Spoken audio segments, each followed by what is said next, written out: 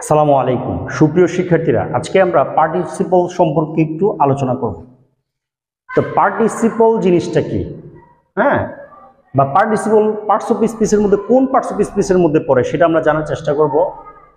আমরা জানি পার্টিসিপল তিন প্রকার, একটা হলো প্রেজেন্ট পার্টিসিপল, একটা পাস্ট পার্টিসিপল, একটা হলো পারফেক্ট পার্টিসিপল।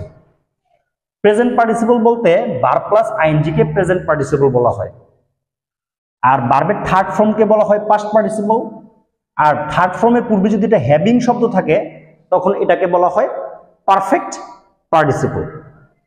আচ্ছা, পার্টিসিপল মূলত কি?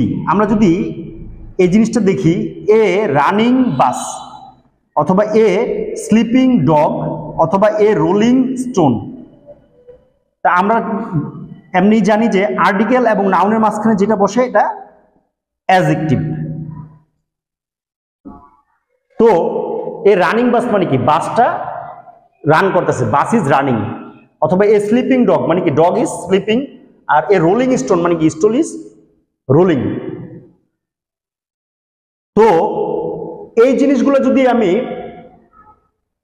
চিন্তা করি তাহলে ভার্ব প্লাস আইএনজি কিন্তু এখানে অ্যাডজেক্টিভের মতো কাজ করতেছে। তাহলে প্রেজেন্ট পার্টিসিপল এক প্রকার অ্যাডজেক্টিভ।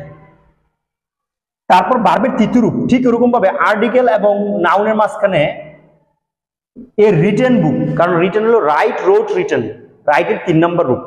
বা এ spoken class, speak, spoke, spoken, স্পিকের 3 নম্বর রূপ। বা এ লার্নেড পারসন, একজন বিদ্বান ব্যক্তি, লার্নের 3 নম্বর রূপ, এ লার্নেড পারসন। তাহলে দেখা যাইতেছে ভার্বের তৃতীয় রূপও অ্যাডজেক্টিভের কাজ করে, কারণ আর্টিকেল এবং নাউনের মাঝখানে যেটা বসে এটা সাধারণত অ্যাডজেক্টিভ হয়। তো এই থেকেও বোঝা গেল যে ভার্বের তৃতীয় রূপ, ভার্বের সাথে আইএনজি, এগুলো অ্যাডজেক্টিভের কাজ করে। আর পারফেক্ট পার্টিসিপল বলতে শুধু ওই তৃতীয় রূপের পূর্বে যদি একটা হ্যাভিং শব্দ ইউজ করা হয় তখন এটাকে বলা হয় পারফেক্ট পার্টিসিপল।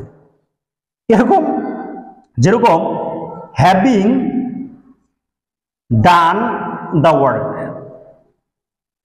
এই যে ডান শব্দের পূর্বে হ্যাভিং এটা ইউজ করা হয়েছে। তো এই ছিল আজকের পার্টিসিপল সম্পর্কিত আলোচনা। সবার জন্য শুভকামনা। Thanks for watching.